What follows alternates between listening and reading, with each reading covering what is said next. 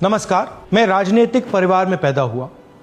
जब मैं छोटा सा था 1980 में प्रियंका और मैं घर में लेई बनाते थे, रात को निकलकर पोस्टर चिपकाते थे। चुनाव समझता हूं। 20 साल से मैं स्वयं चुनाव लड़ रहा हूं।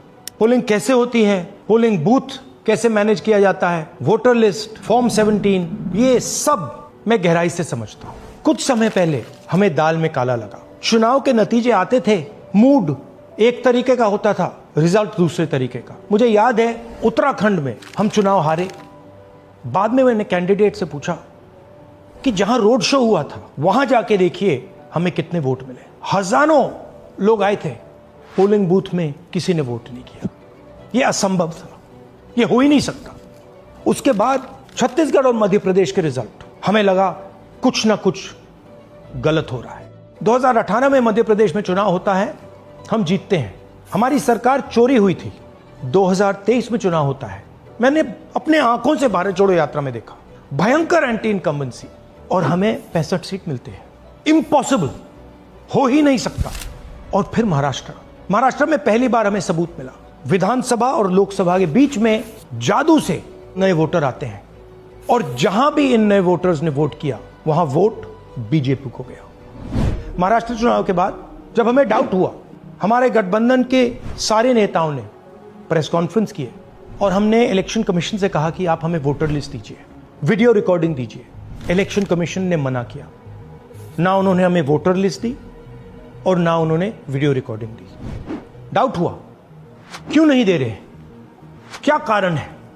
तो हमारे दिमाग में सवाल उठा, क्या इलेक्शन कमीशन बीजेपी की मदद कर रहा है? क्या इलेक्शन कमीशन ही इलेक्शन को चोरी करवा रहा है? इसके बाद हमने एक टीम सेटअप की और हमने उन्हें कहा कि आप जाइए, एक कंस्टिट्यूएंसी में जाके ढूंढिए, सच्चाई ढूंढिए, किस प्रकार से चीटिंग की जा रही है, किस प्रकार से यह काम किया जा रहा है और कौन कौन इस काम को कर रहे हैं। सबसे महत्वपूर्ण बात यह है कि इलेक्शन कमीशन डिजिटल डेटा नहीं देता है, फिजिकल डेटा देता है। मतलब लाखों कागज में वोटर लिस्ट दे देगा, मगर डिजिटल वोटर लिस्ट किसी को कभी नहीं देता है। क्यों नहीं देता? कारण क्या है? कारण है कि अगर डिजिटल डेटा मिल जाए तो इलेक्शन कमीशन की सच्चाई पूरे देश को पता लग जाए। हमने टीम को बताया, मैंडेट दी कि आप जाके चेक कीजिए, आप 5-7 सीटों पे पता लगाइए कि चीटिंग हुई, और अगर हुई तो कैसे हुई। टीम ने हमें एक दिन बताया कि 5-7 सीटों पे यह काम किया ही नहीं जा सकता। क्यों? मैंने उनसे पूछा क्यों नहीं किया जा सकता। उन्होंने मुझे ये कागज दिखाए। ये जो कागज हैं, ये एक लोकसभा के कागज नहीं है, ये एक विधानसभा के कागज है, और इन कागजों को हमने मैन्युअली सॉर्ट करना पड़ा। और पूरा का पूरा काम जो हुआ है, इसमें 6 महीने लगे हैं, और एक असेंबली सीट में हम ये काम कर पाए हैं। क्यों? क्योंकि डिजिटल डेटा नहीं दिया जाता। अगर इलेक्शन कमीशन ने हमें डिजिटल डेटा दिया होता तो हम ये कार्रवाई पूरे देश में, हर लोकसभा में, हर विधानसभा में 15 मिनट में करके दिखा देते। हमारे पास अनलिमिटेड रिसोर्सेज नहीं है, इसलिए हमने ये रिसर्च सिर्फ एक लोकसभा में, एक विधानसभा सीट में की। मगर मुझ में अब पूरा भरोसा है कि ऐसी 100 से ज्यादा सीटें हैं हिंदुस्तान में। जो यहां हुआ है उन सीटों में भी हुआ है। और याद रखिए, अगर बीजेपी को 10-15 सीटें कम आती तो आज नरेंद्र मोदी प्रधानमंत्री नहीं होते, इंडिया गठबंधन की सरकार होती। जांच ने 5 तरीके की चोरी पकड़ी है। डुप्लीकेट वोटर, जिसका मतलब एक वोटर के नाम वोटर लिस्ट में अनेक जगह आ रहे हैं। फेक एड्रेस, मतलब एड्रेस है ही नहीं या फिर house number 0। Bulk voter in single address, मतलब एक छोटे से घर में 40, 50, 60 लोग रह रहे हैं। इनवैलिड फोटोज, छोटी सी फोटो है या फिर फोटो ही नहीं है, और वो जो छोटी फोटो है वो दिखती भी नहीं है। कौन है, किसका चेहरा है, नहीं पता लग सकता। Misuse of form 6। Form 6 first time voters के लिए होती है, मतलब जिनकी एज 18-20 साल की हो, मगर वोटर लिस्ट में 90 साल के लोग फॉर्म 6 का प्रयोग कर रहे हैं। चुनाव में 6,50,000 वोटर थे, उसमें से 1 लाख चोरी के थे। अब मैं आपको 5 उदाहरण देता हूं। यह देखिए, गुरकीरत सिंह डांग, इसका नाम 4 अलग अलग बूथों पे आता है। यह कैसे हुआ और क्यों हुआ? एक और उदाहरण, विशाल सिंह, वाराणसी में वोटर लिस्ट में नाम है और बेंगलोर में 2 बार वोटर लिस्ट में नाम आता है। क्या ये वाराणसी में वोट कर रहे हैं या बेंगलोर में वोट कर रहे हैं या दोनों जगह वोट कर रहे हैं? एक और उदाहरण देखिए, हाउस नंबर 0। तो आपने कभी सुना है हाउस नंबर 0? हमने तो नहीं सुना था, मगर बेंगलोर में हजारों हाउस नंबर 0 हैं वोटर लिस्ट पे।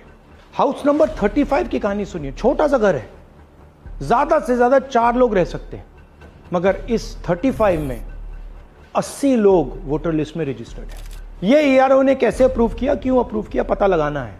अच्छा, अब ये देखिए वोटर लिस्ट, इनकी फोटो देखिए, या फोटो है ही नहीं या फिर छोटी छोटी फोटो है तो दिख नहीं सकती। इन वोटर आईडीज पे वोट दिया गया है। अब मैं आपको बताता हूं शकुन रानी की कहानी। फर्स्ट टाइम वोटर बनी है, 70 साल की आयु है। एक बार फॉर्म 6 का प्रयोग किया और उसके कुछ ही महीने बाद दूसरी बार फॉर्म 6 का प्रयोग होता है। 2 बार इनका नाम वोटर लिस्ट में आता है और फर्स्ट टाइम वोटर की लिस्ट में आता है।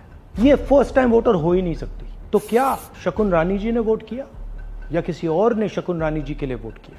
ये ही छुपाने के लिए सीसीटीवी का डेटा हमें नहीं दिया जा रहा है। और ये शकुन रानी जी अकेली नहीं है, ऐसे हजारों लोग हैं जिन्होंने फॉर्म 6 का प्रयोग करके 2-3 बार वोटर लिस्ट में नाम डाला है। हमने पहले इलेक्शन कमीशन से इलेक्ट्रॉनिक वोटर लिस्ट मांगी थी, सीसीटीवी फुटेज मांगी थी। उन्होंने अपना काम नहीं किया, हमें नहीं दिया। फिर हमने अपना इन्वेस्टिगेशन कराया, आरटीआई भरे और हमारे पास डेटा आया। भाई और बहनों, सच्चाई यह है कि हिंदुस्तान में इलेक्शन कमीशन और बीजेपी मिलकर इलेक्शन चोरी कर रहे हैं। यह पूरा का पूरा सबूत ब्लैक एंड व्हाइट में आज हमने आपको दिया है। इलेक्शन कमीशन जानता है कि हमने उनकी चोरी पकड़ ली है, इसीलिए एसआईआर आया है। यह एसआईआर जो है इंस्टीट्यूशनलाइज चोरी है। इलेक्शन कमीशन खुलकर बिना डरे बीजेपी के साथ मिलकर चोरी कर रहा है। और ये जो एसआईआर है, इसका लक्ष्य गरीबों का जो हक है, उनका वोट जो है, उनसे चोरी करने का है। मैं आपको एक और बात बताना चाहता हूं। इस पूरी इन्वेस्टिगेशन में हमने वोटर एडिशन को देखा है, मगर जितना एडिशन होता है शायद उससे ज्यादा डिलीशन होता है, सबट्रैक्शन होता है। तो ये सिर्फ एक मेन तरीका हमने पकड़ा है, दूसरे तरीके पे हमने इन्वेस्टिगेशन की ही नहीं अभी। मैं इलेक्शन कमीशन और इलेक्शन के ऑफिसर्स को साफ कह रहा हूं, आप जो कर रहे हो गलत कर रहे हो, ये ट्रीजन है, देश के खिलाफ है।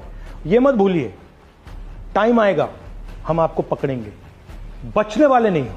It is critical that we expose voter चोरी।